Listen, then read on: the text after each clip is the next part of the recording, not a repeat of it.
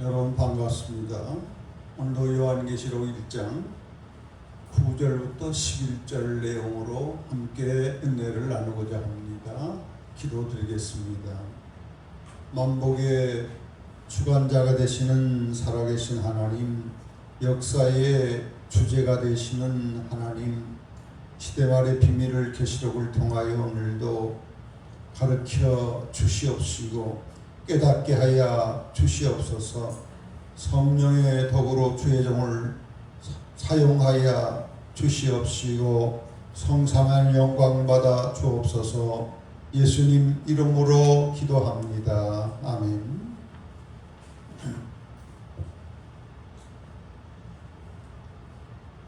지난 시간에 오늘 9절을 봅니다. 나 요한은 너의 형제여 그랬습니다. 요한계시록을 쓴 저자가 사도 요한, 예수님이 가장 사랑하는 내 제자 요한입니다.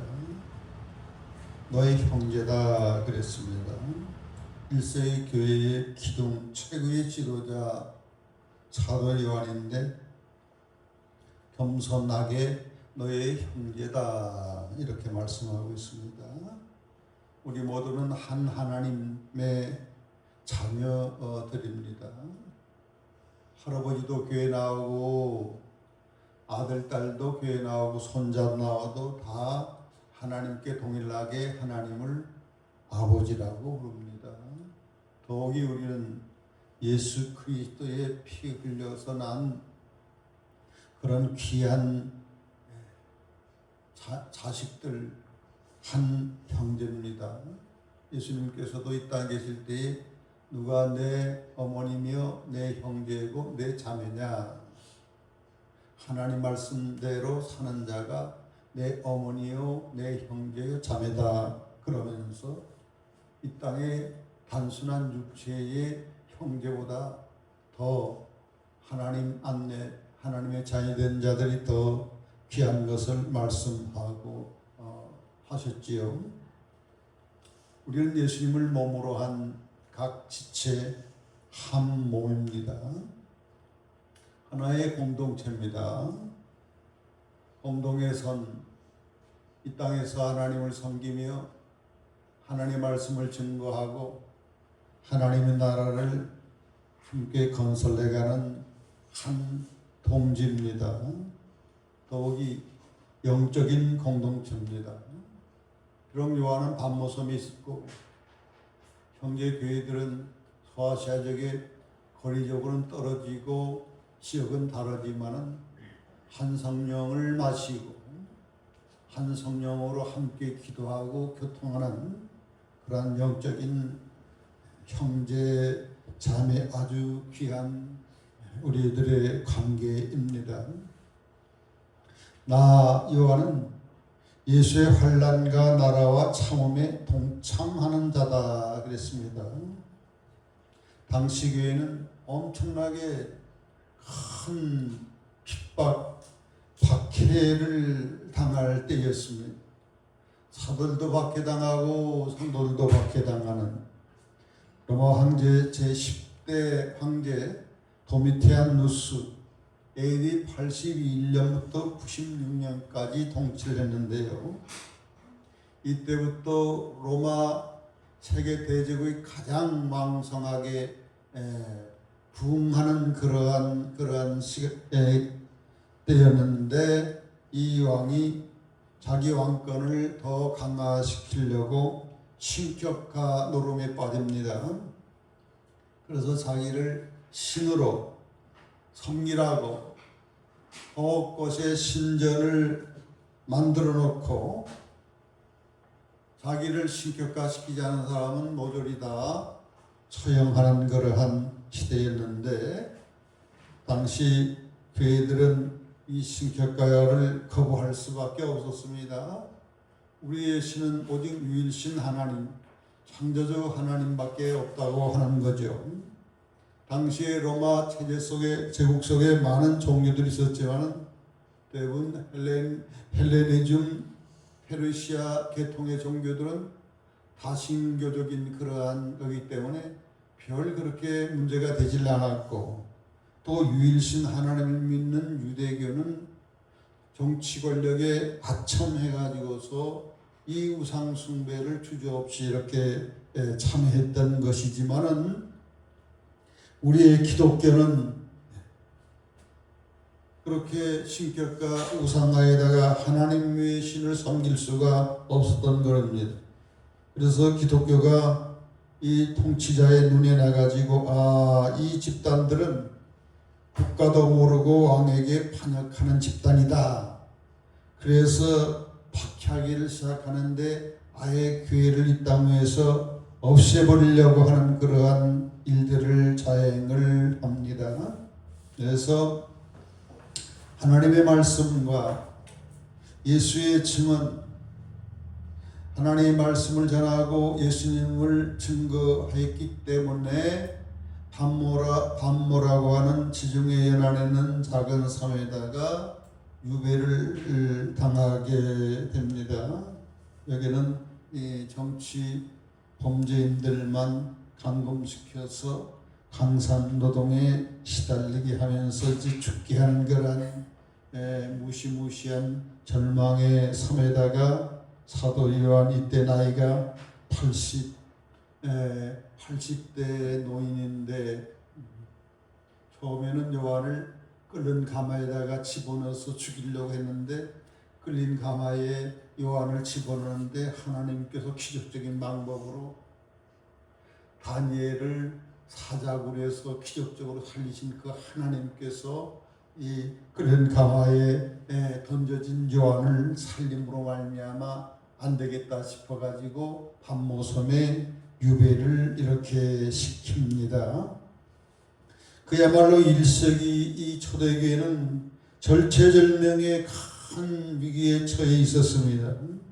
AD 64년, 65년 유명한 그 악랄난 네로 황제 때에 바울이 순교를 당했습니다.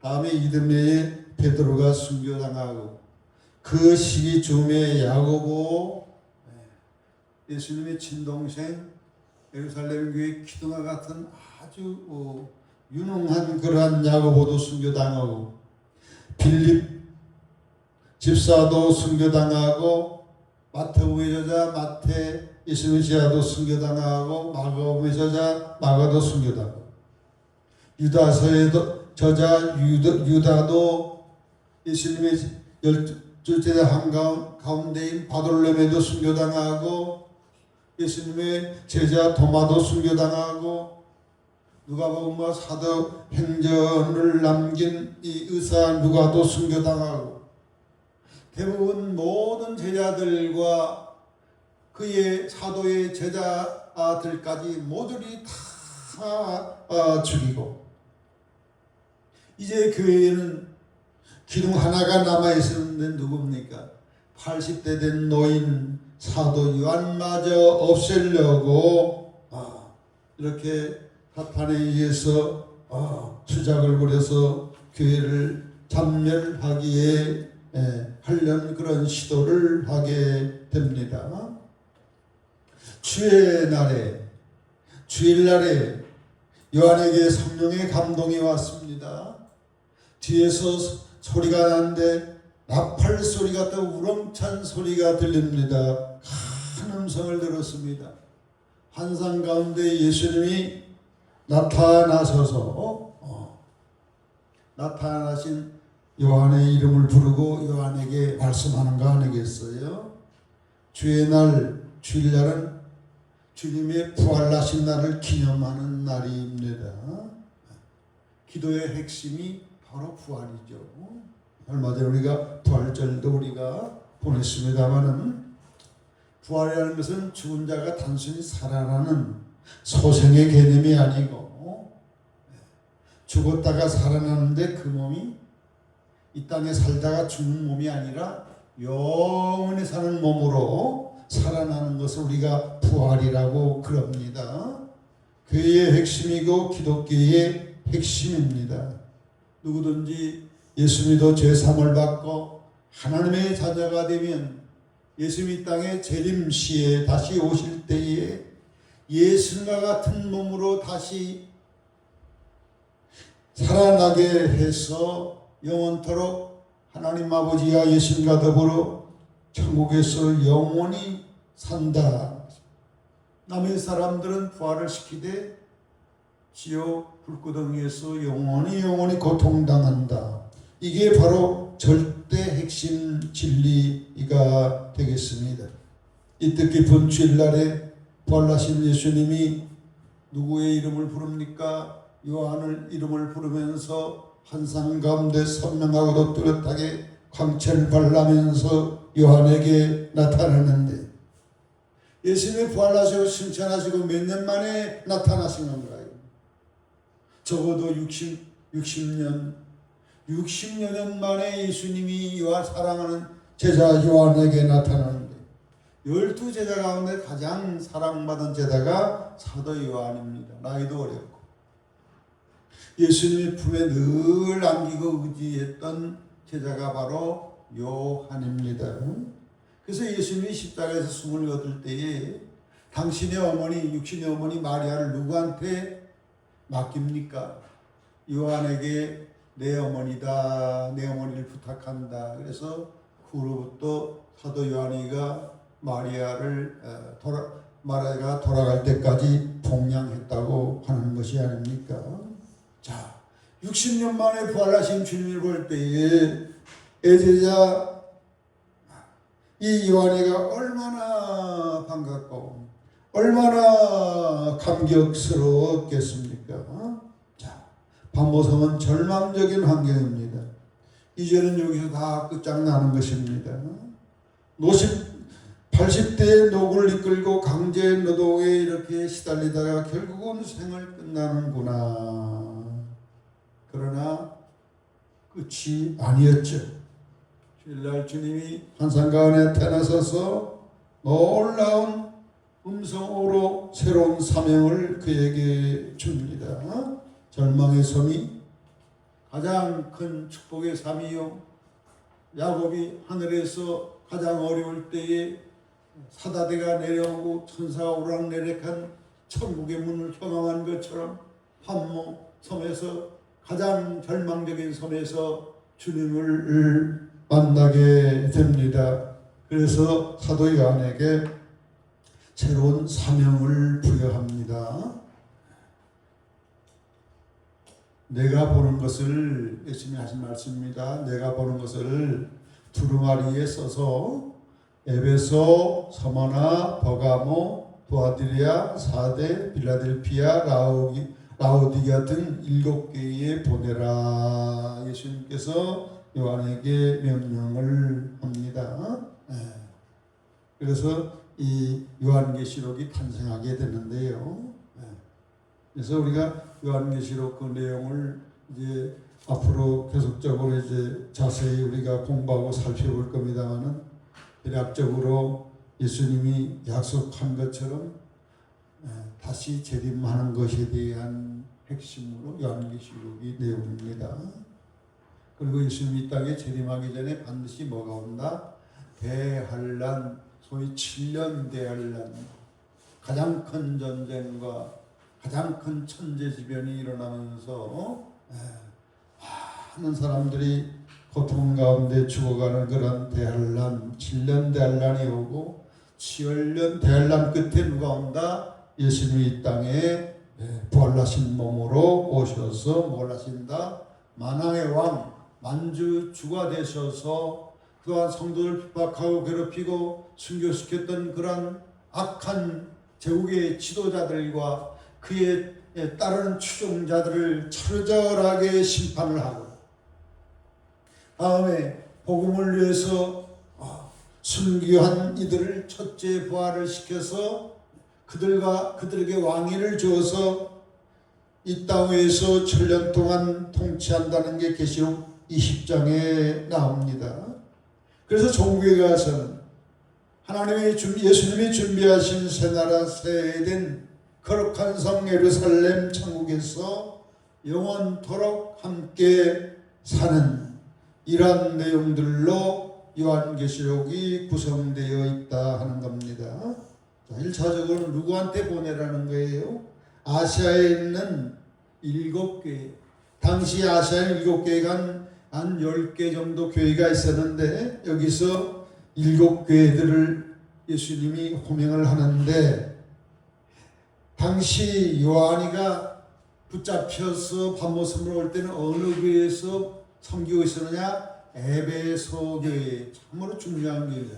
에베소 교회에서 복음을 전하다가 붙들려서 이렇게 끓는 가마에다 집어넣는데 하나님이 살려서 결국은 악한 사탄이가 영원히 말씀 전하지 못하도록 유배지 밤모섬으로 보냈는데, 대부분 에베소 교회 빼놓고는 전부 다 누가 개척해서 세운 교회냐면 사도 이 요한, 계시록을 쓴 사도 요한이가 다 피눈물로 이렇게 정성에 정성을 다하여 자기 생명보다 더 귀하게 여기는 이런 교회들을 세웠는데, 그들이 사도 요한만 밤모섬에서 고통당한 게 아니라 똑같은 환난 어려움 속에 있었습니다. 그래서 그들에게 편지를 보냈죠. 주일날 부활하신 우리 주님이 봄에게 나타나가지고 너희 교회에 이것을 기록해서 보내라 말씀하셨다. 이 편지를 받고 예수님의 이 말씀을 듣고서 이 위기에 처한 두려움과 공포 속에 있는 성도들이 얼마나 기쁘고 얼마나 위로가 되고 얼마나 도전적으로 우리 믿음을 끝까지 지켜야 되겠다, 이러한 자극이 됐을 것입니다. 하나님께서 그 악한 황제를 쳐서 죽게 하시고 그 다음에 황제가 이렇게 등극할 때에 밤모섬에서 사도 요한이 석방을 하게 됩니다. 석방에서 어디로 가서 사역을 하느냐? 에베소 교회에 가서 만 100세까지, 만 100세, 하나님이 다른 사도를 먼저 다 데리고 갔지만은 사랑하는 제자 요한은 만 100세까지 살게 하면서 흔들리는 교회, 두려워 떠는 교회, 연약한 교회, 위기에 처한 교회를 튼튼하게 견고하게 바로 세우는 데에 노년을 헌신케 했습니다. 나중에는 힘이 없어가지고서 도저히 말씀을 전하지 못할 때에 성도들이 사도 요한을 이렇게 업어가지고 강단에다가 눕혀가지고 말씀 전해주십시오. 사도님의 말씀을 우리는 꼭 들어야 되겠습니다. 그래서 누워서 하나님 말씀을 전하는데 똑같은 말씀만 하신 거예요. 소자들이여 서로 사랑하시오. 소자들이여 서로 사랑하시오.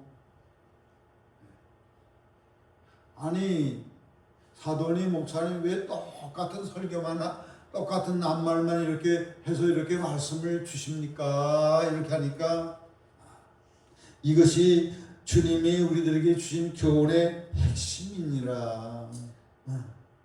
너희가 이것만을 완전히 잘 행하면 족하게 될 것이니라.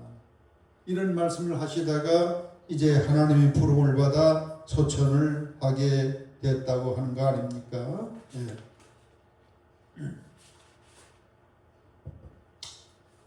사랑하는 형제자매 여러분, 여러분의 삶의 형편은 과연 어떻습니까?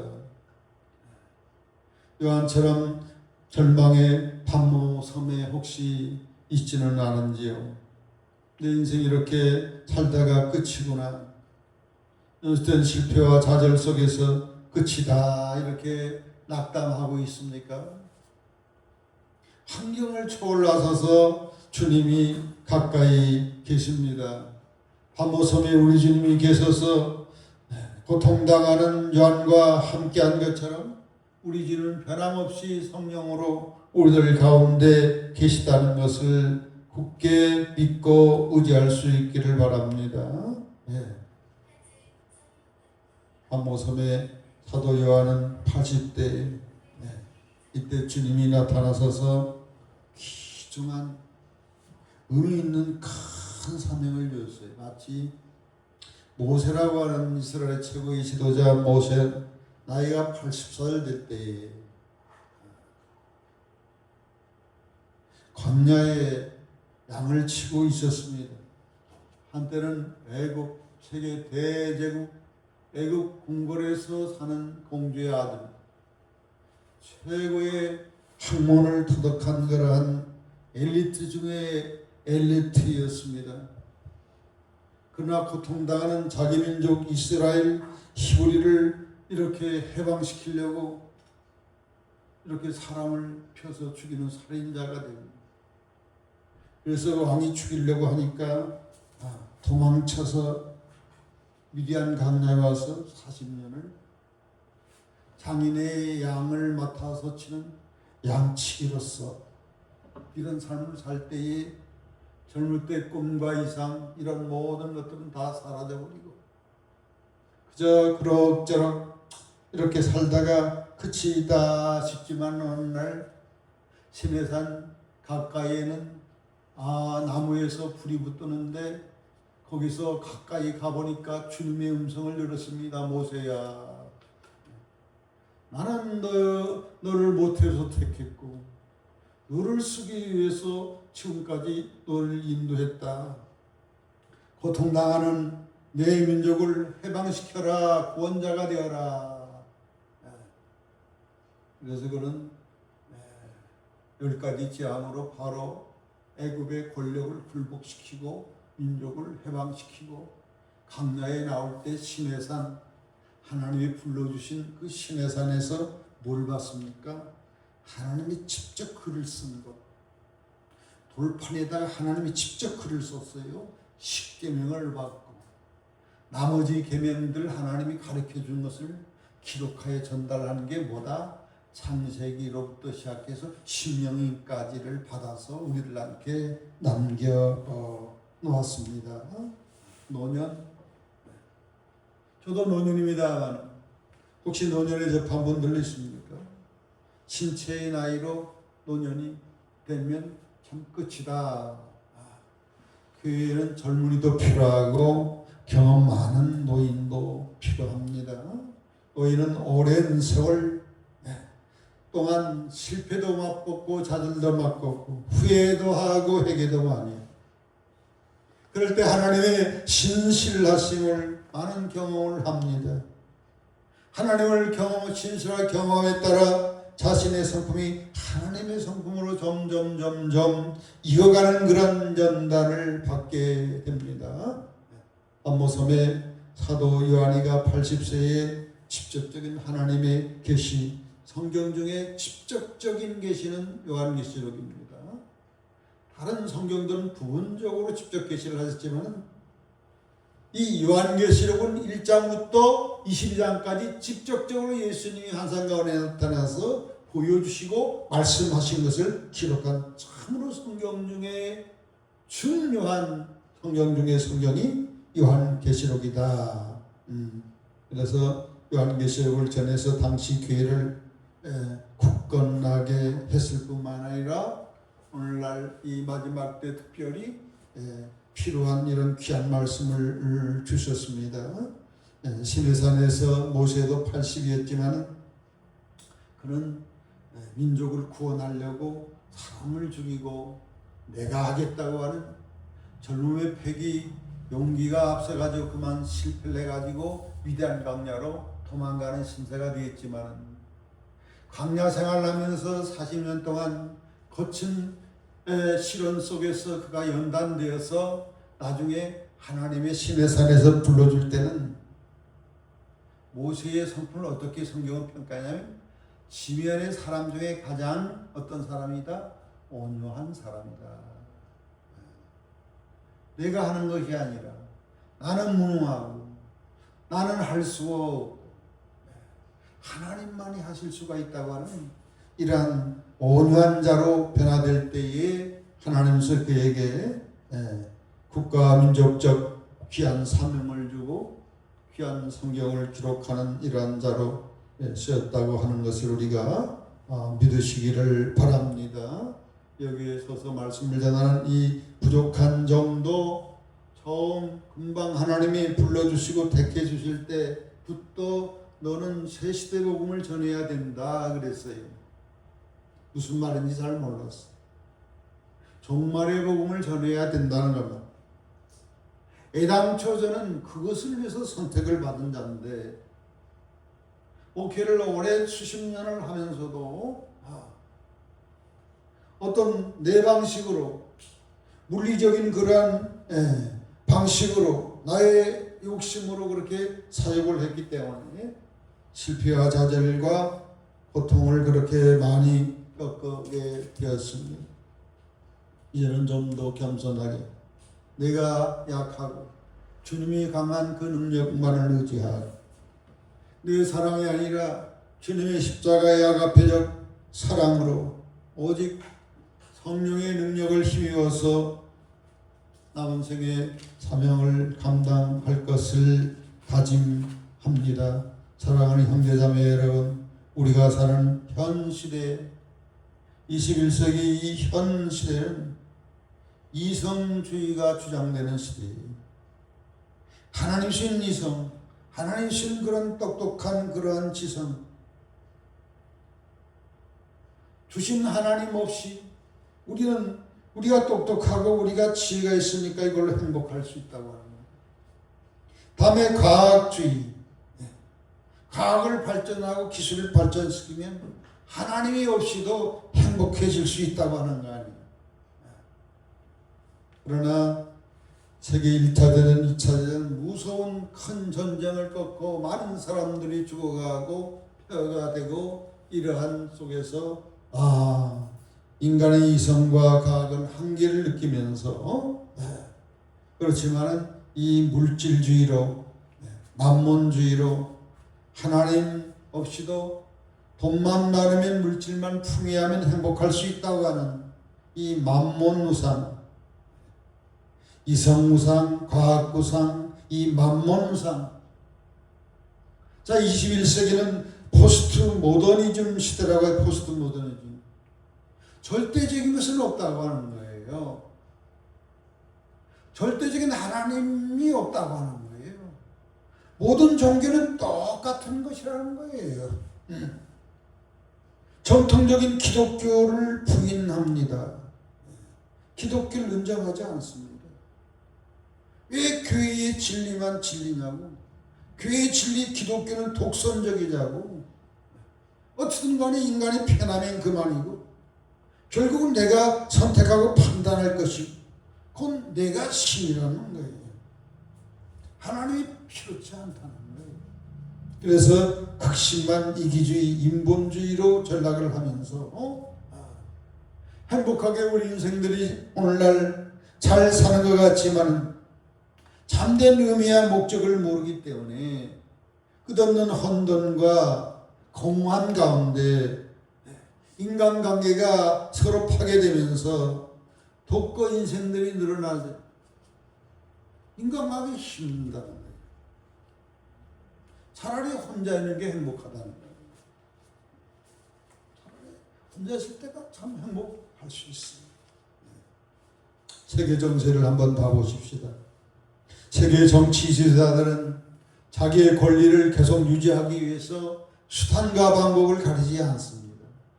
관객들은 힘이 있다고 힘의 논리로 함부로 약한 나라들을 지배하고 전쟁으로 수탈하고 빼앗으면서 정글의 짐승들처럼 양육강식을 하는 오늘날 이 시대입니다. 개인들은 극단적인 이기주의와 개인주의로 서로 이용하려고 내 행복을 위해서 다른 사람을 빼앗고 고통을 주고, 그야말로 우리가 사는 이 마지막 시대는 짐승화 시대, 정글의 그런 법칙에 의해서 작동되는 그러한 시대다.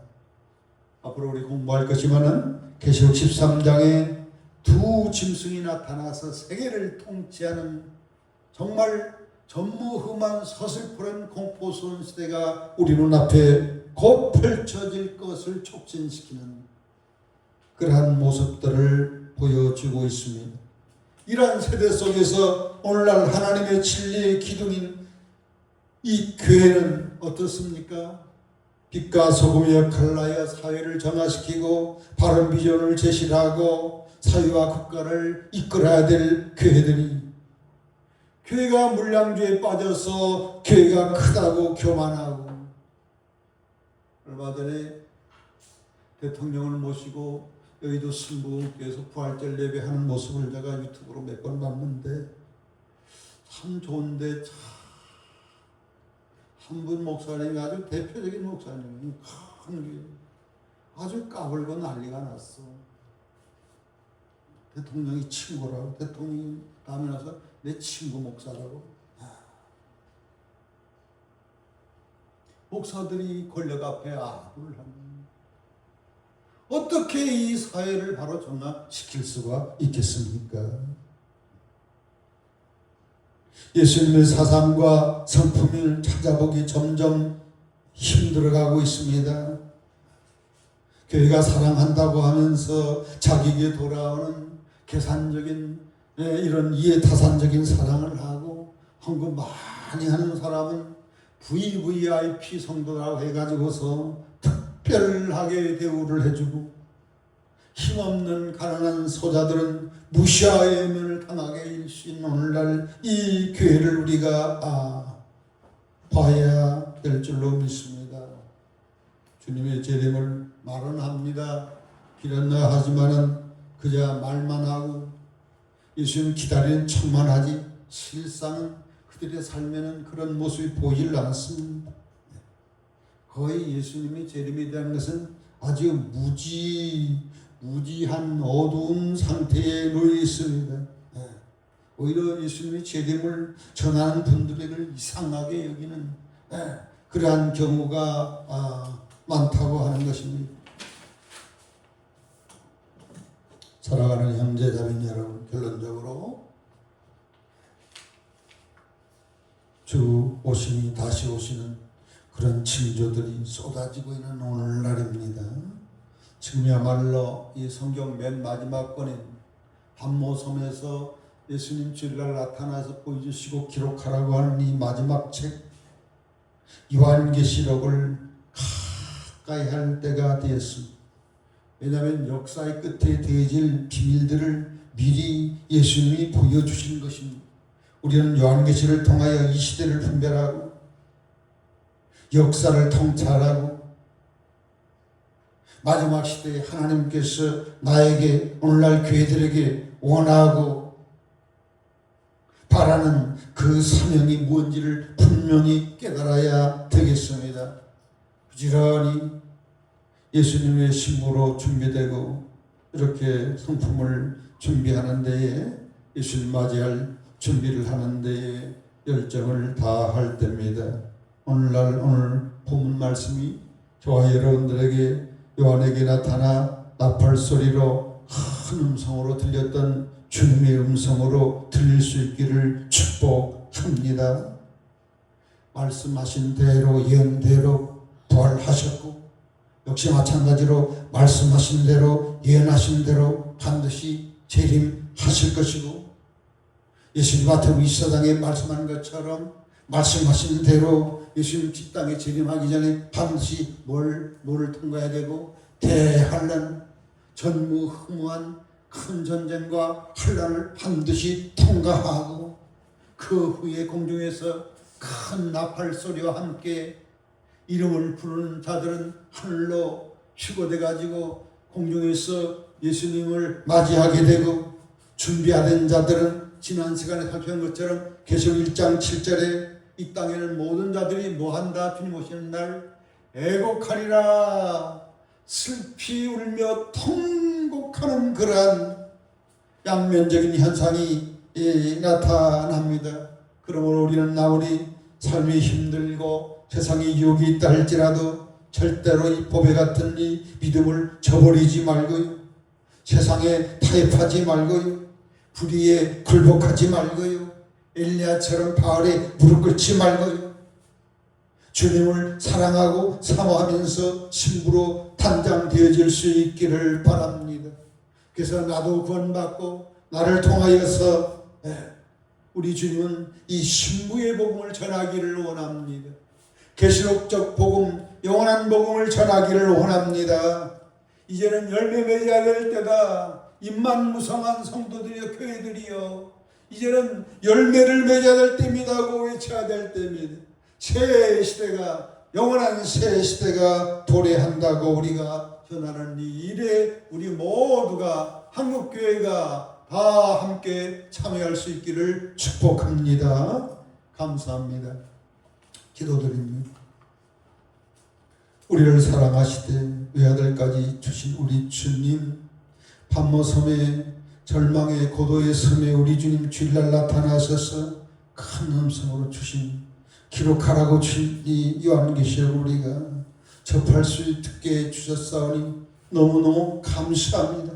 귀중히 여겨 이 말씀을 부지런히 읽고 이 말씀을 부지런히 뱉고 이 말씀대로 지켜 삶으로 말미암아 계시록에 주셨던 놀라운 7가지 약속된 축복을 받는 우리들 되게 하여 주시옵기를 기도하며 우리를 통하여 많은 이들이 구원받는 일들이 일어나게 도와주시옵소서. 예수님 이름으로 축복하며 기도드리옵나이다. 아멘.